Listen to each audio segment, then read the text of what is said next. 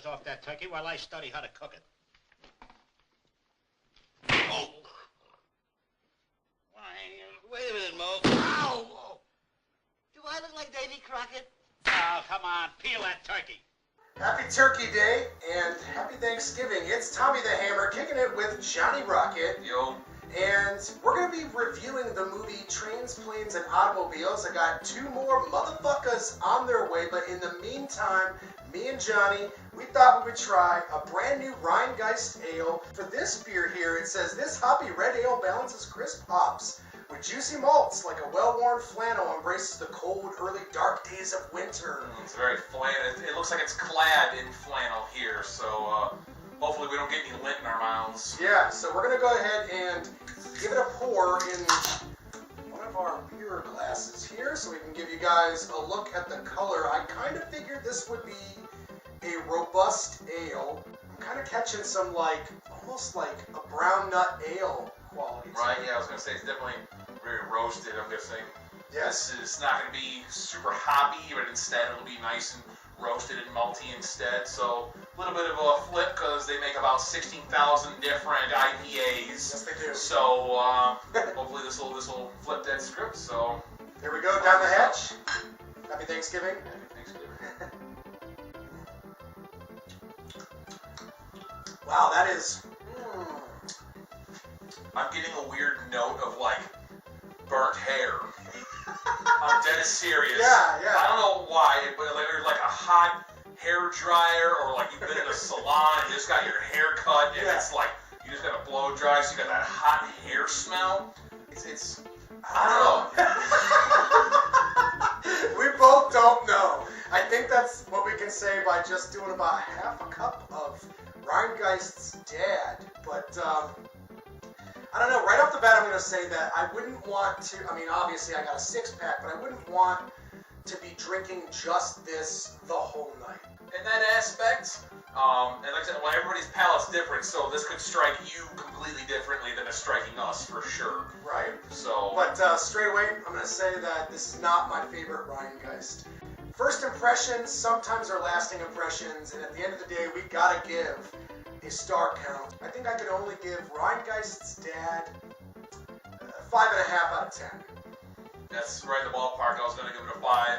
Right. You know, it's not the worst, but like I said, it's just, that could be what I had for dinner is also mixing with it possibly. I'm not really sure. Yeah. So, give it a try yourself. You may really like this. You may think, wow, those guys on Eon Trash are absolutely ridiculous. This stuff is great, so. Well, that's beside the point. We are. We're goddamn. Okay, it's true. We're ridiculous. Well, we gotta finish what we started. Ba-boom! I got all my boys here now. Thank you for checking out me and Rocket's beer review. We're moving on to the movie review. That's right, guys. All 4 of us are peeping Trains, Planes, and Automobiles, the classic 1987 comedy starring John Candy, Steve Martin. I love this movie so much. It's a classic that I try to see at least every year. Gentlemen, what do you think of Planes, Trains, and Automobiles? Adam?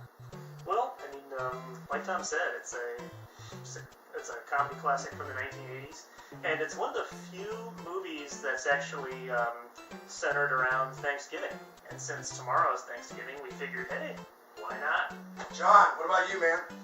This movie is an absolute classic, starring 2 of my absolute favorite actors. I fucking love this movie, and I'm stoked to watch it with my homeboys here. Cheers. Wednesday Eve. Danny boy. I gotta be honest, I don't think I've actually ever seen this movie in its entirety. Maybe just bits and clips on TV. So this is gonna be a new experience for me. So it better live up to all this dork hype. I know. We're definitely a lot of dork hype too. We're definitely hyping it up. And I don't know. I like this movie a lot. So why don't you guys check out the scene from the film? It's one of my favorites. Freaking hilarious. Steve Martin nails it. And when we get back, you're gonna know our opinions on Trains, Planes, and Automobiles. Automobiles. No, Mom's gonna do the turkey. Yeah, Dad wants ambrosia, so I guess we gotta get those miniature marshmallows. And I'll do the crescent rolls, and you do the cranberry. You know I can't cook.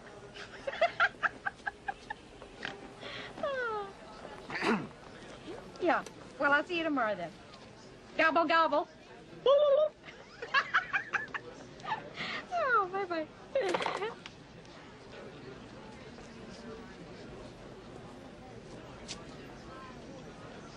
Welcome to Marathon. May I help you?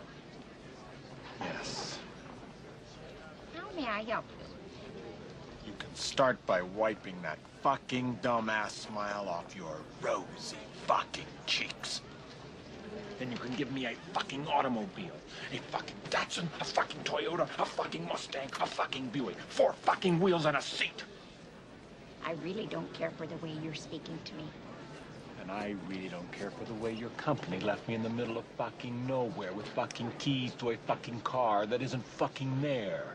And I really didn't care to fucking walk down a fucking highway and across a fucking runway to get back here to have you smile at my fucking face. I want a fucking car right fucking now. May I see your rental agreement? I threw it away. Oh, boy. Oh boy, what? You're fucked. I think the ghost of John Candy is here tonight because Yes, very much. we all got shenanigans in our blood, trains and planes and automobiles. I love this movie. I know how I feel about it, but what I'm curious about is how Danny feels about it, because I know you didn't remember it. Yeah, you're watching it. What did you think of the movie? So I was definitely right. Like, I did not remember seeing this entire movie, just like bits and pieces. So it was really funny. Like, I gotta admit, for like the age of the movie, you know, the comedy was still pretty relevant. It was very goofy, a lot of slapstick stuff. I just, for some reason, I kept comparing John Candy's character to Peter Griffin from Family Guy. I felt like there was a lot of similarities there, even like saying grinds his gears and stuff like that. That being said, there was a couple like 80s parts where it was kind of like long and drawn out. I absolutely love this film, and I can see why you would think that there's just, some extra drawn out spots, because this is a full fat movie. This is not skim milk or 2%. This is full whole milk movie. It also tugs at the heartstrings because it's a movie that takes its comedy seriously and its characters seriously. Like, it doesn't trivialize things by the end. Like, in a way, I could best describe this film as Homer's The Odyssey, but just a crazy 80s situation comedy between two great comedic actors. And I think that,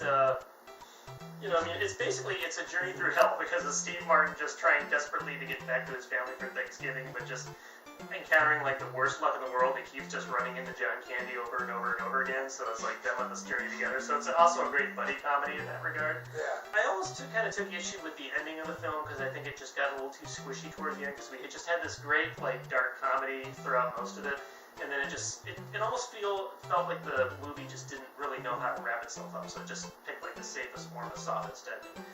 I don't know though, on the second viewing, I didn't mind it as much. I guess it felt like a good way to sort of wrap things up. So I don't know, I guess in a weird sort of way it made you be thankful for, things, whatever they were, once things are kind of broken down to the bare minimum. How would you have ended the so. movie, personally speaking? Well, I don't know. I guess maybe it just would have gone even more darker, more cynical and crazy. But then again, I mean, look, it's just it wears its heart on the sleeve. It's a very funny comedy. It's not afraid to push the envelope. It's kind of centered around the holidays, so I think it kind of gives it that much allowance to be that you call it a safe ending. Like, I don't know, I really like the story a lot. Star count. Out of 10 stars for me. This movie is the ultimate Thanksgiving, Christmas film, feel-good film that you want to watch during the holidays. I think of my family, I think of my friends when I think of this type of comedy. I don't know why, I just do 10 stars. Adam. Oh, yeah. I Can't give it quite as boisterous a review, but still, this is a really entertaining, fun movie. It would definitely be on my top 10 list of comedies that I'd recommend to somebody. So I would totally give it a 7 out of 10. Bing! 7 out of 10. Rocket! Out of 10, what would you give it? Can I give it an 11? Whoa!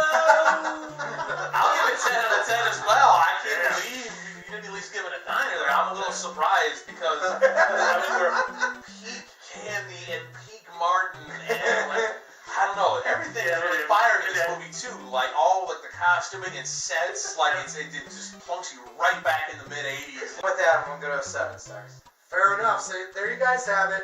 That is Transplants and Automobiles, perfect for the holiday season. And on behalf of everyone on Neon Trash, I hope y'all motherfuckers have a perfect Thanksgiving. Eat a lot of food. This is an amazing sweater, right? I mean, look at this. Look at this. This is Browns, baby! Ooh, yeah!